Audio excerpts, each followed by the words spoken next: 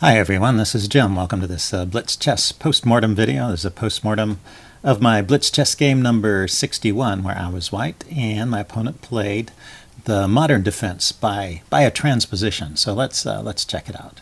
The Robatsch defense, it's also called. So e4, c6, and at this point, I think he's playing a Caro-Kann. So I play d4, and the Caro-Kann move would be d5, but he plays this move d6 instead. And now let's see. Well, there's not enough games here to make a valid sample here, but it looks like knight moves are normal, and as well as pawn moves, c4 and f4.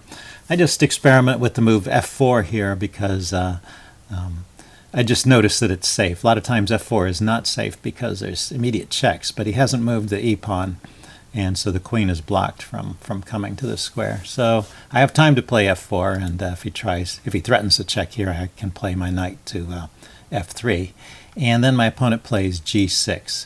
So if this were a standard Robatsch or modern defense, the g6 move would have come first. But we got into the Robatsch by way of a transposition where he started with c6, I don't play this often enough to have any particular idea what I'm doing here. It looks like both knight moves are played, but knight c3 is much more common.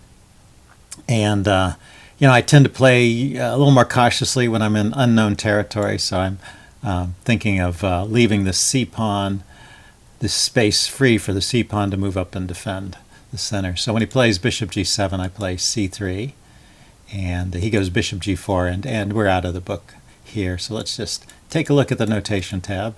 The computer thinks white has the usual opening advantage, maybe slightly better than normal, but nothing great. And I'm going to leave Houdini on for this commentary. I think it has a couple of moments of interesting insight here.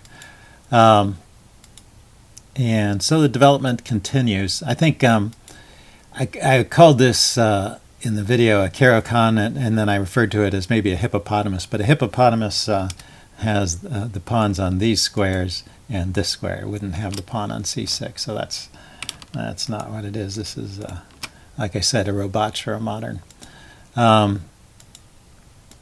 It's an interesting defense. I mean, it's pretty sound because this pawn structure is hard to penetrate, and it's very flexible too. Black gets to choose which pawn break he wants to use, whether he's going to push ahead with c5, d5, or e5. But you can expect that one of those will happen eventually, because otherwise nothing's going on in the game. I suppose white could force the issue too by pushing some pawns and trading them. I take the opportunity here to grab the bishop. It has no flight squares, so it has to trade. The computer would prefer it if I just continued my development rather than grabbing the bishop. But this is, it's usually an advantage to have the bishop pair, but the game is kind of closed, so the knights are good, and you have to wait. Eventually the position will open up, and they may be an advantage at some point. And knight c4, computer, it gave it as an idea. Maybe it's here. Yeah, here it thinks I should just move the knight back to e3 after he challenges my knight on c4 with his move. The knight on e3, that's a logical repositioning. So the knight has gone like this. Kind of an interesting pattern. But then it's hitting on some squares here. And I do have this idea of playing g4 and f5 at some point to try and break through on the king side. So that would have been a very logical way to play that knight e3 move. But I didn't think of that. Played my queen up, and he plays d5. So finally we get a break and some idea of what's going on in the central pawn structure. So I put my knight on e5, which the computer, well, it's not that much of a difference. And we continue developing. I think, moving his knight to the f5 square where I can kick it is not particularly great. Queen c7, f6 are other ideas. Just trying to kick my knight. So that gives me a tempo. I get a pawn up, and I'm doing okay here. I retreat the bishop rather than letting him trade that off. And bring my queen over to start my plans for a kingside attack here.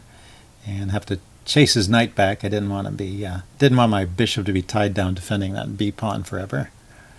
And he exchanges, and the computer approves of this f takes e5 idea. I wasn't entirely sure, but here the computer had an interesting idea: bishop a3, just dislodging this knight, this rook, from the defense of the f7 square.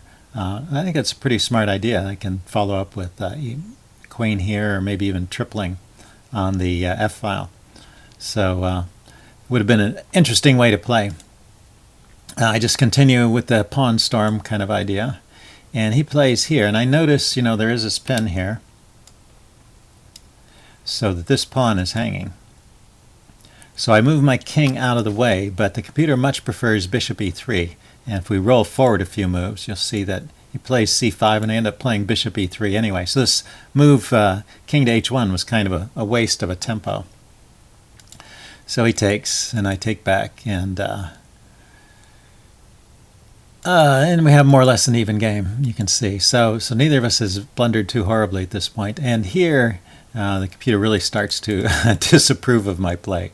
So I've been doing okay so far, but I get carried away with the attacking ideas. So I want to, thinks I should just play g5 and kind of clamp down on the position and sit on it, but that's not the easiest way to play for me.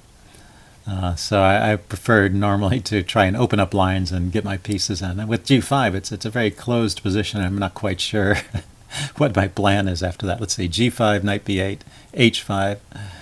Oh, well, so it does want to open a line. Here, let's take a minute to look at that as a variation. g5, knight b8, or bishop h8. So just retreating, regrouping the knight or retreating the bishop. I think it's kind of interesting. It seems like black does not have many productive ideas here. So, okay, let's try the knight b8, h5, and knight bishop h8 or knight c6. Just getting out of the way. This is very funny. And then king back to g1. No, the computer has no idea what's going on here. There's no attack there. Anyway, sometimes you can follow a line like that and find something interesting. But so I played this differently. I played queen h3 with the idea of the immediate h5. And this is losing a pawn here. He can take. So maybe I should have considered more carefully this move. Bishop takes. And I haven't really got a good recapture. The knight's defending it and the queen's defending it. So that's what's wrong with queen h3. But he doesn't grab the pawn. He comes back to, brings his queen back to try and shore up the king side here. I guess after losing the pawn, I would probably push ahead with my pawns anyway and try and open lines. So h5, queen e7, and I take a pawn, and he ends up opening the f file. And so we're back to about even again, but the computer does not approve of bishop e4. Well, once again, he can take here and then grab a pawn. So I've hung the e-pawn. And eventually he does take it. So right here, what does it say? Queen to h4 check. Ooh, queen to h4 check. Yeah, so I totally missed this. So after rook takes, queen takes, pretty much forced. Queen to h4 check. Yeah, I've left this square open, and he could have come in here, and that would pretty much end my attack. And he can grab a second pawn on g4. Okay, that would have put an end to this game quickly, I think. So rook f8 lets me get my queen back over to the king side where I want it. And then I find this nice tempo move where rook f2 chasing the queen away and then running to h2 to line up here. But I am once again sacking my e-pawn. And he once again declines to take it. And actually, so this is his last chance because I'm threatening to take on h7 here. And when he moves the bishop out of the way, it defends h7, but I have a very strong sacrifice on g6.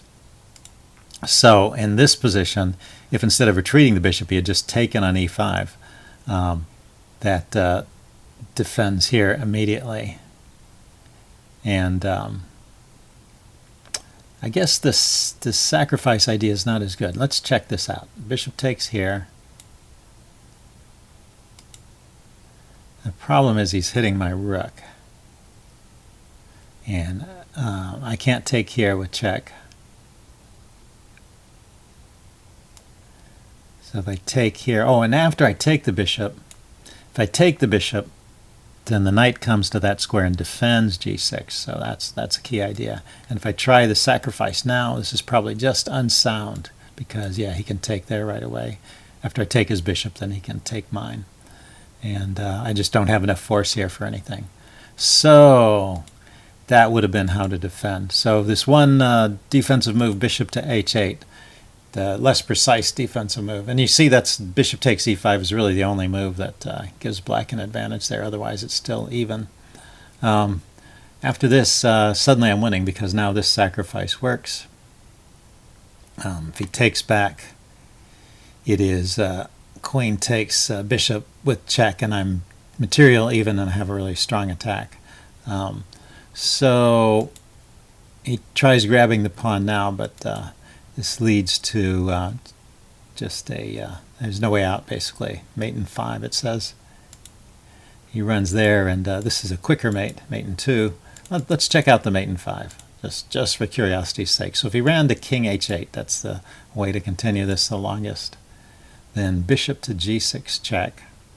Okay, discovered check, and he can't interpose with the queen. Oh, queen h4, just throwing away the queen. So that's how you get to 5 moves. So if you don't just throw away the queen, then king here, and then bishop takes e5 check, knight takes e5, queen h6 check. Yeah, it's nice to come in on this dark squared diagonal, and you have the bishop covering the light squares. And king to g8 leads to queen h8 mate, and king to f6 leads to g5 mate. Very nice. So these squares are covered by the bishop, and he's mated by the pawn. Okay, I always like to see a new mating pattern. So that was the game. Pretty entertaining. I think it shows my unsound attack. You know, you really do in playing a game of chess. You have to be careful with your attack to make sure your opponent can't so easily refute it. So a couple blunders in the attack. But then the other lesson is that when your opponent does make a mistake, you do have to be ready to pounce and be ready with those sacrificial ideas, because when they work, that's the way you end the game. So interesting game, I thought. Hope you guys enjoyed that. And as I mentioned earlier, I'm going to be away from my computer for about 10 days, so there won't be any new videos posted for a while. This is the last one. I wanted to add an extra note to say I appreciate all of the likes and the comments. They're motivating, keep me interested in doing this. And if you guys have any things that you would like to see me do, any direction you would like the channel to go in, feel free to say. You know, if you prefer any topics you want to have me cover in the Chess Basics series, any particular openings you would like me to play, if you would prefer me to do more over-the-board games or any other ideas, just feel free to comment, and I will see you guys later. Bye.